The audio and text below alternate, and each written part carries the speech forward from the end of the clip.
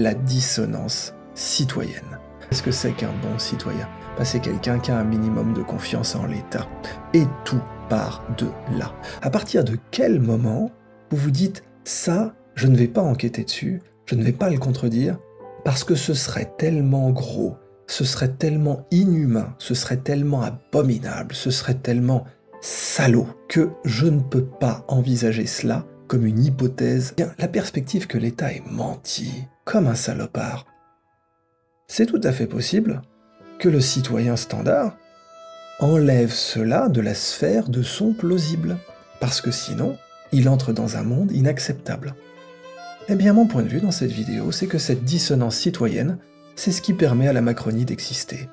C'est cette dissonance citoyenne qui fait que 30% de gens vont réélire Macron et vont déclarer que la Macronie a mené une bonne politique durant les années 2020, 2021 et 2022. Sans un minimum de confiance envers l'État, sans un minimum de confiance envers tel conseil, envers telle institution, envers telle structure, envers telle autorité, disons-le bien comme cela, autorité, eh bien il n'est pas possible d'être citoyen. On ne peut pas, on devient un anarchiste, on devient un paria, on devient quelqu'un en marge de la société. Notre cerveau, il ne peut pas supporter un niveau de mensonge d'État trop élevé.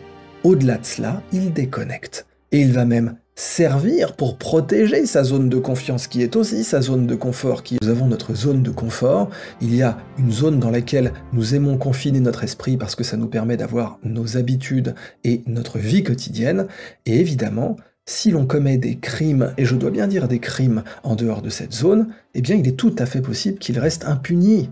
Il est tout à fait possible qu'il reste même non investigué. Quand quelqu'un arrivait en me disant « mais tout de même il n'aurait pas pu mentir à ce point », je leur disais « mais regarde le pédigré de Pfizer et tu comprendras ». Les administrations que nous avons été conditionnés à respecter depuis l'enfance, et en particulier à l'école, peuvent en réalité se comporter de la pire des façons.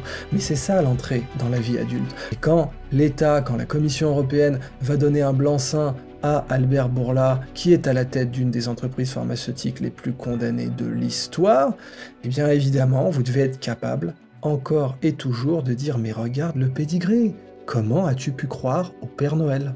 Quand un journaliste décide d'enquêter hors de la sphère de plausibilité, qui est communément admise par ses collègues, il est mis au banc. Aujourd'hui donc, les fact-checkers nous rappellent, en essayant de nous faire culpabiliser, mais évidemment qu'ils ne protégeaient pas de la transmission, ça n'a jamais été le sujet. Il y a un argument d'une soignante qu'on entend dans ce sujet qui dit « en fait la vaccination ça me protège moi, mais finalement ça n'empêche pas de transmettre le virus, donc je vois pas pourquoi je me vaccinerai, c'est un choix personnel ». Sauf que ça, en fait, c'est faux d'un point de vue médical. Et vous auriez dû le savoir, bien sûr, le cynisme, faut aller jusqu'au bout, hein, c'est comme le bluff. Quand vous avez décidé de verser dans l'abject, le but c'est pas de vous arrêter en si bon chemin, il faut continuer à mentir encore et encore et encore. Nous sommes entrés dans cette période où, de la même façon qu'il y a un point aveugle à l'œil, la fameuse tache de Mariotte, ou bien où viennent s'implanter les vaisseaux sanguins de la rétine, et qui est donc fonctionnellement aveugle, eh bien nous avons des points aveugles à notre citoyenneté, à notre prise de décision, à notre sensibilité politique.